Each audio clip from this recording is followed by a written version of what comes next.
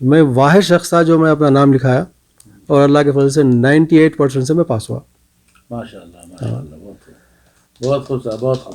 اور اس کے بعد جب دوسرا وہ ہوا پھر دوبارہ سیشن اس کا ٹریننگ کورس ہوا. اس کے بعد اور بھی لوگ ہوئے، اس میں انجینئرس فیل ہوئے اور ہم جیسے لوگ پاس ہو گئے. ہم جو انجینئر نہیں ہیں، ہم جو یعنی انڈر گریجویٹ ہونے کے باوجود بھی اللہ کے فضل و کرم سے ہم پاس ہوتے گئے. آپ کی ذہنی صلاحیت الحمدللہ. جی. تو یہ ٹیکنیکل ہم جو ہے نا یہ ہوتے گئے. اس کے بعد میں پھر ایک ایڈوانس ٹیکنالوجی آئی. یہ تو ہم ایک نارمل کانکریٹ جو قدیم طرز عمل تھا اس میں کانکریٹ کا ٹیکنالوجی کا، وہ عام طور پہ ہم کر رہے تھے. لیکن جب بعد میں ایک دنیا بدل گئی ٹیکنالوجی میں، تو اب جو کانکریٹ اب جو نیا حرم جو ایکسٹینشن ہوا اس کے لیے تقریباً 15 سال پہلے ہم کو کینیڈا سے، یو ایس اے سے اور یو کے سے بڑے بڑے جو ہے نا پروفیسرس کو بلائے. ہم 3 آدمی کو ٹریننگ دینے کے لیے اس کو جو ہے ہائر کرے. اس کو ایک ولا دیے، تقریباً 1.5-2 لاکھ کا ولا تھا اس کا، اور اس کو جو ہے تقریباً 80,000 سیلری تھی. اور اس طریقے سے اس کو جو ہے صرف ہم 3 آدمی کو ٹریننگ دینے کے لیے، میں مدینے میں اور ایک یہ مکے میں اور ایک جدہ میں، 3 پلانٹس ہیں ہمارے. وہ 3 کو ٹریننگ دینے کے لیے اتنے اخراجات کری کمپنی. تو ہم کو بیسک جو ہے جو ٹیکنالوجی تھی، نئی ٹیکنالوجی جس کو سیلف کمپیکٹنگ کانکریٹ یا ہائی اسٹرینتھ کانکریٹ یا فلیبل کانکریٹ جو خود بخود بہتی، جیسا پانی کیسا بہتا، اتنا سائل ہوتا ہو کہ وہ بہتا، اس کو نہ کمپیکٹ کرنے کی ضرورت ہے، وہ خود بخود اسٹیل میں جو ہے نا اندر جو ہے سما جاتی، اور اس کو حساس کرنے کی بھی ضرورت نہیں ہے. اور بہت ہی high strength, high performance, high quality. کیا بات ہے. تو وہ ٹیکنالوجی سے ہم کو روشناس کرائے اور ہم سیکھے. اور اللہ کا اتنا بڑا لاکھ احسان ہے کہ ابھی جو نیا حرم کا ایکسٹینشن ہوا اس کی جو پائلنگ ہوئی، پائلنگ بولتے آپ کے جو ایکسکیویٹ کرنے کے بعد میں جب تک کہ اس کو وہ پائل کرتے اس کا ڈیا جو ہے پائلنگ کا 1 میٹر 1 میٹر بور کا جو ہے اندر تک جاتے جب تک کہ ہارڈ راک نہیں آتا. تو کسی کا 30 میٹر ہے، کسی کا 80 میٹر ہے، کسی کا 20 میٹر ہے، کسی کا 10 میٹر ہے، واٹ ایور جو بھی، وہ وہاں پہنچنے کے بعد میں وہ پائلنگ کرتے.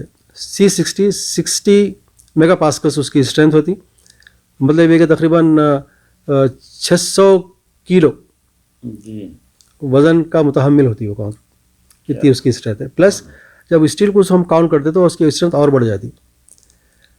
تو اللہ کا شکر ہے کہ وہ C60 پائلنگ کا ڈیزائن جو ہے اللہ تعالیٰ نے ہم کو یہ سعادت بخشی کہ ہم نے اس کو بنایا اور کنسلٹنٹ سے، منسٹری سے اپروول لیا. اور اس کے لیے اچھی سے اچھی ریتی کا سلیکشن، اچھے سے اچھے پتھر کا سلیکشن، ہر چیز کیمیکلز کا سلیکشنز، وہ پورا ہمارے اوپر ڈیپینڈ تھی کمپنی. اور سارے چیزوں کو ہم نے کمپنی کو پرووائڈ کیا. اور اللہ کا اتنا بڑا احسان ہے کہ یعنی بڑے رسوخ پیدا ہوئے ہمارے اس میں. اور ہمارے میں ایک سیکشن ہے خاص طور پہ اس کا ایک کنسٹرکشن شعبے کا، اور اس کا ایک انجینئر ہے، وہ بہت بڑا شہدائی تھا کہ بولتا کہ تم ایک ہندی کو تم کو یہ وادیوں کا کیسا پتہ چلا، یہ ریتی اور پتھر جو ملتے ہیں بولے فلان جگہ اچھی ہے. تو اس طریقے سے 150 کلومیٹر اراؤنڈ دا حرم مدینہ منورہ کا کون سی چیز کہاں پر اچھی ہے، خراب ہے، کیا ہے، اس کی پوری ہسٹری میرے پاس موجود ہے.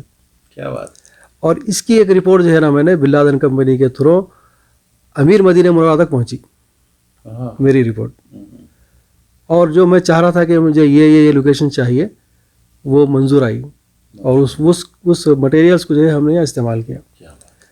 تو اس نے پوچھا کہ تم یہ صلاحیت حاصل کیسا کرے؟ تو بولے میں بولا کہ میرا ایک اخلاص تھا، میری یہ جستجو تھی کہ اہل مدینہ کے جو گھر بنے اچھی کوالٹی کے بنے، اور پھر حرم کا تو حرم کا کام ہے. میں اپنے لیے ایک سعادت محسوس کروں گا کہ اچھے سے اچھا کام اگر اللہ تعالیٰ مجھ سے لے تو میرے لیے ایک نصیب کی بات ہے، بہت بڑی بات. ہاں. تو بس میں باوجود جو ہے نا بحر ظلمات میں غرق ہونے کے، بس میں ایک ہی امید لگا کے بیٹھا ہوں کہ بس اللہ تعالیٰ ایک بہانے سے جو ہے میری مغفرت فرما دے. بس آمین یا رب، انشاءاللہ. کوئی ایک ادا جو ہے نا ہوا. حتیٰ کہ جب پارکنگ کا کام شروع ہوا مجھ پہ بہت بڑا پریشر تھا، چونکہ ارتھ ورک کا کام، فلورنگ کا کام پورا میرے ہاتھ میں تھا، تو بہت پریشر تھا. لوگ چاہتے تھے کہ بس ایسے ہی کام کرے اور جو ہے اس کو اپروول لے لیں. جی جو کنسلٹنٹس تھے بس میں سائن جس پہ کرتا تھا آنکھ مجھ سے کنسلٹنٹس پہ سائن کرتا تھا. یعنی میری الحمدللہ میری ایمانداری اور میری جو کوالٹی مینٹین کرنے کی جو صلاحیتیں تھیں وہ اس سے جو ہے نا بڑے مطمئن تھے. وہ لوگ سائڈ پہ چکر بھی نہیں لگاتے تھے, بولتے کہ تم جاؤ ٹیسٹ کرو اور ادھر رزلٹ لا کے دو, تم فیل بول تو ہم فیل, پاس بول تو پاس. کیا بات. تو اتنا اللہ کا اتنا کرم رہا. پھر جب بعد میں بہت سارے میٹنگس ہوئے یہاں پہ, جو پرابلمس آئے اور اس پرابلمس میں جو ہے نا ظاہر بات ہے کانکریٹ میں کوئی پرابلمس اگر آئے تو ہم ہی جواب دے تھے. اور بڑے بڑے میٹنگس میں ماشاء اللہ تبارک اللہ ایک سے بڑھ کے ایک ڈاکٹرس اور باہر کے کینیڈا کے ایکسپرٹس بیٹھے ہوئے ہیں. وہی ایک دیوار میں جو ہے نا رف سرفیس آ گیا, کسی میں ہنی کومس آ گئے, کسی میں کچھ ہوگا. کوئی نہ کانکریٹ کا ایسا سبجیکٹ ہے کوئی نہ کوئی پرابلمس آتے رہتے ہیں اس میں. چلو میٹنگ, اب مجھے بتایا کہ جو ہے نا یہ ایسا کیوں ہوا. تو ہم چکر لگاتے تھے گاہے میں چکر لگاتے تھے. تو جو شٹرنگ تھی, شٹرنگ کے اوپر وہ لوگ آئلنگ نہیں کرے, شٹرنگ پہ آئلنگ نہیں کرے. اچھا, آئلنگ نہیں کرنے کی وجہ کیا ہوئی کہ جب آئلنگ بھی کرتے پہلے, تو جب کانکریٹنگ ہوئی تو وہ کانکریٹ جو ہے نا چپک گئی اس کو. اچھا, تو کھپلے جو ہے نا نکل کے رف سرفیس ہو گیا. تو اتفاق سے جو ہے نا میں وہ جس وقت شٹرنگ لگا رہے تھے وہ آئلنگ کی بھی نہیں تھی, میں نے اس کی فوٹو لے لی تھی, لیا کے اس میں میٹنگ میں بتا دیا. میں بولا یہ وجہ ہے جس کی وجہ سے آپ کا یہ رف سرفیس ہوا. تو ایسے بے شمار چیزیں ہیں, ایسے بے شمار چیزیں ہیں. تو چونکہ یہ ایک تجربے کی بات ہے, ایسے بہت سارے باتیں ہیں جو ہم نے اپنے میٹنگس میں جو ہے نا ڈالتے گئے. یہ وکیل جو وزارت مواصلات کے تھے, ایک ڈاکٹر صبری ہے جو حرمین شریفین کے لجنہ کے جو ہے نا چیف ہیں اور انہوں الحمدللہ اللہ کا شکر ہے کہ ان سے مجھے ایک اسٹیمپ مل گیا کہ ماشاء اللہ انت خبیر. تو میں بھی کبھی سوچتا ہوں کہ ایک لڑکا جو بارکس میں اپنی چال ڈھال ایک عجیب غریب دیوانے کی طرح جو ہے نا گھومتا تھا پھرتا تھا, جو بالکل لاپرواہ تھا پڑھائی میں بھی, کیسا گزر گئی تو اسکول کے زمانے کی زندگی. لیکن جب خدمت کا جذبہ پیدا ہوا اور جب ذمہ داری کا احساس ہوا تو کیسا پلٹی اللہ تعالیٰ نے ایسی ہدایت دی کہ میرے قلب میں جو ہے نا انوار پیدا ہو گئے. اور بعض ٹیسٹا جو ہے نا کسی سے پوچھتے تو کوئی بتاتے نہیں تھے, یعنی بتانا تو ہمارے دو ہی بھائیاں بتاتے تھے مجھے, اور وہ لوگ اگر نہیں رہے تو کسی سے پوچھے تو کوئی بتاتے ہی نہیں تھے. تو اس کا جو اسٹینڈرڈ ہوتا تھا وہ ایک ہے ASTM جو امریکن اسٹینڈرڈس ہے, ACI امریکن کانکریٹ انسٹیٹیوٹس کے اتنے بکس ہیں, وہ بھی انگلش اتنی گاڑی پڑھتا تھا, ایک نہیں بار نہیں 10 بار پڑھا. اس کے پھر ماں نے سمجھا, کسی سے پوچھا. اس کے بعد میں ساتھ جو ہے نا میں یہ دعا کرتا تھا کہ یا علیم علمنی, یا علیم علمنی, یا خبیر اخبرنی, یا رشید ارشدنی. پڑھ کے دعا کرتا کہ اللہ یہ جو اس میں لکھا ہوا ہے میری سمجھ میں نہیں آ رہا, بس تو مجھے اس میں سمجھا دے. ہاں, تو وہ دھیرے دھیرے جو ہے نا میرے قلب پہ جو ہے نا کھلتے گئے, راستے کھلتے گئے. تو یہ سب اللہ کی مدد اور اللہ تعالیٰ کا فضل و کرم, اس کی رحمت پہ منحصر ہے. اور یہ حضور صلی اللہ علیہ وسلم کا صدقہ ہے کہ جو اللہ تعالیٰ نے اس مقام پہ پہنچایا, اور اب ساری زندگی یہاں گزر گئی کہ اللہ تعالیٰ اس زندگی کا خاتمہ بھی جو ہے ہمیں یہیں پر ہونے کا نصیب فرمائے. یہی ایک آرزو ہے بس انشاءاللہ.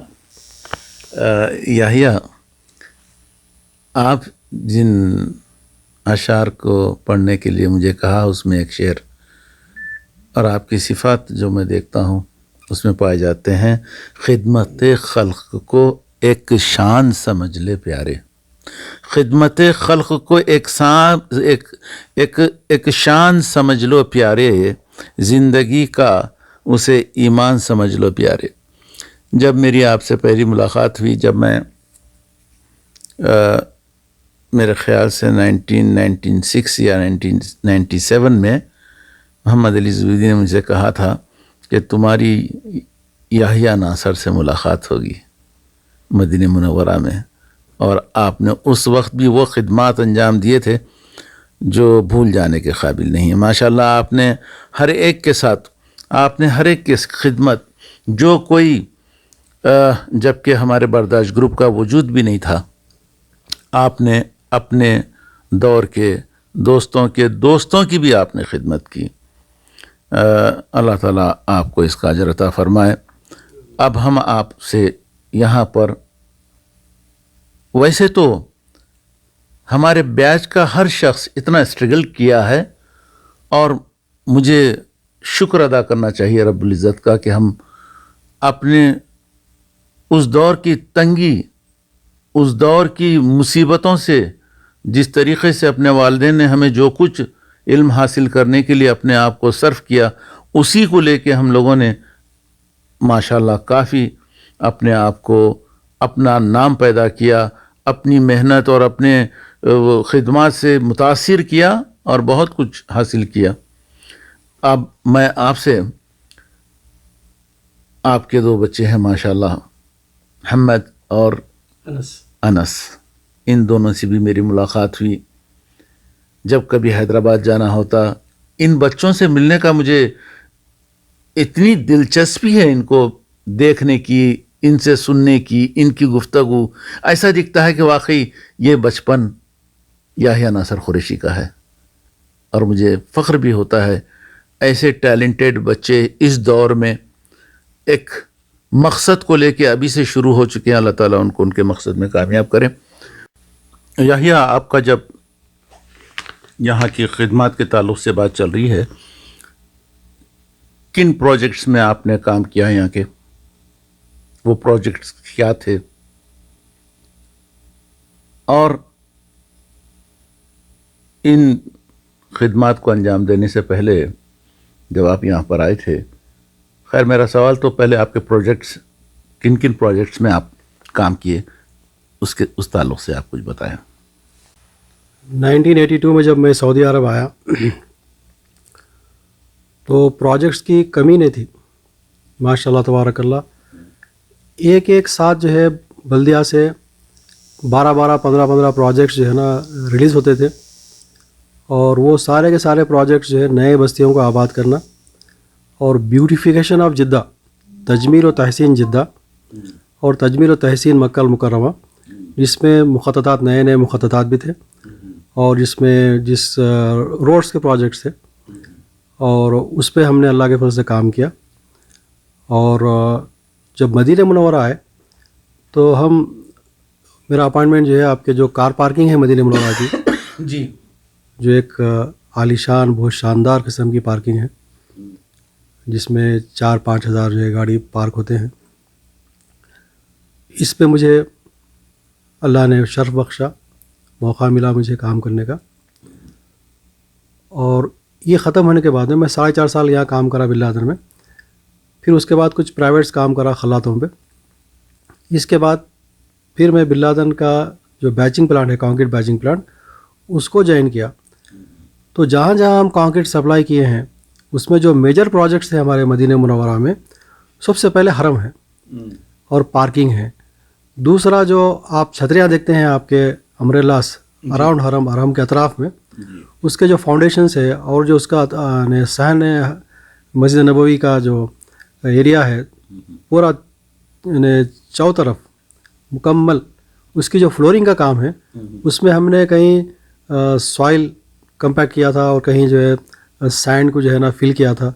تو اس کے ٹیسٹ آتے ہیں، تو اس ٹیسٹنگ کو پورا سپروائز ہم نے یہ کیا، الحمدللہ، اللہ کا شکر ہے.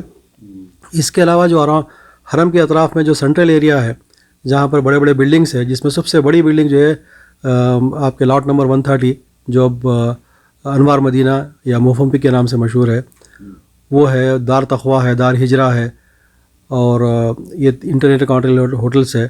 اور اس کے علاوہ بے شمار جو ہے نا جو حرم کے اطراف میں جو ہوٹلس ہے، ان کو ہم نے سپلائی کیا. اور ایک اسواق الحرم، جو حرم کے اطراف میں ایک مارکیٹ تھی، وہ ہے. اور سب سے بڑی بات، آپ کے جو حرم شریف کا جو اسٹرکچر ہے، ملک فہد کے زمانے میں جب حرم شریف کی توسیع ہوئی تھی، تو جب سب سے پہلے پانی پڑا تو وہاں پر پانی لیکیج ہوا اور حرم میں پانی آ گیا. تو پھر ایک نیا پروجیکٹ وہاں پہ ایک ریلیز ہوا کہ واٹر پروفنگ پروجیکٹ, اور اس واٹر پروفنگ پروجیکٹ پہ بھی ہم نے کام کیا, جو گنبد خضرا کے ساتھ بھی اس کو بھی اٹیچ کر لیے تھے. تو ایک ٹپیکل پروجیکٹ تھا, اس میں جو ہے واٹر پروفنگ کے شیٹس ڈالے گئے, اور اس میں ایک جب پانی کا بہاؤ ہوتا تو ایک ڈرینیج سسٹم کا جو ہے بنایا اس میں.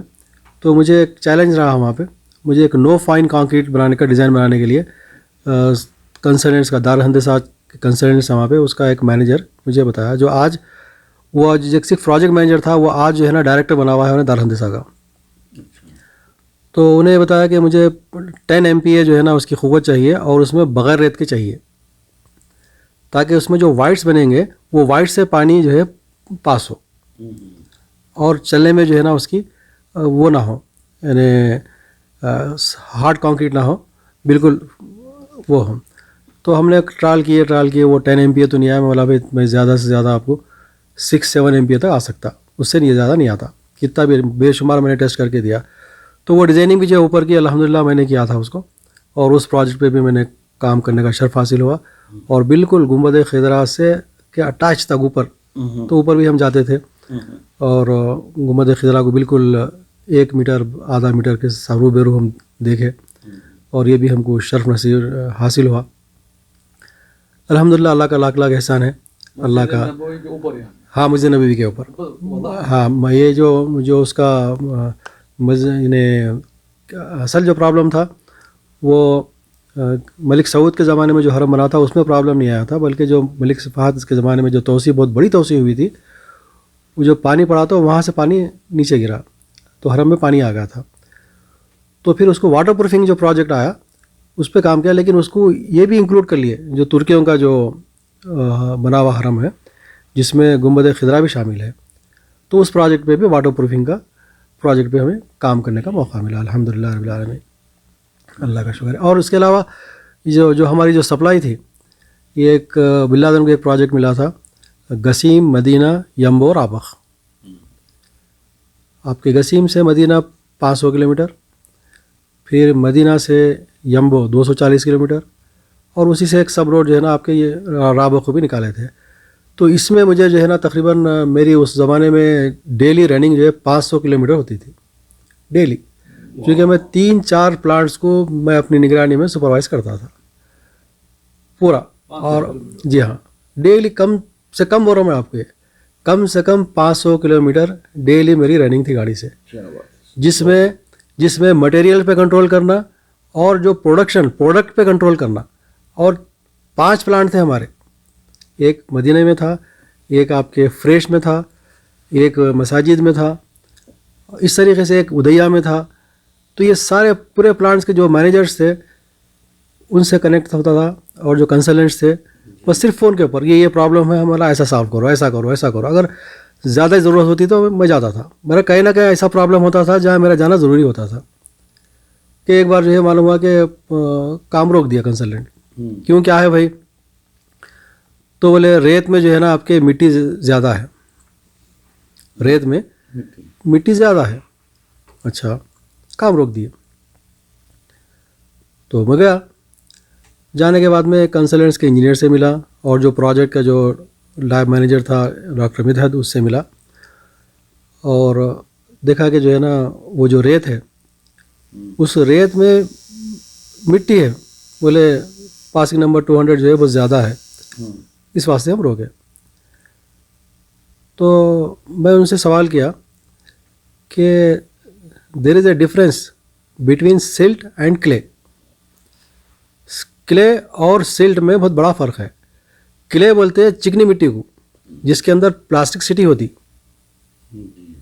جس میں پلاسٹک سٹی ہوتی اس کو کلے کہتے ہیں, اور جس کو عربی میں تمی بولتے ہیں, تمی یا تین تمی یہ کہلاتے ہیں.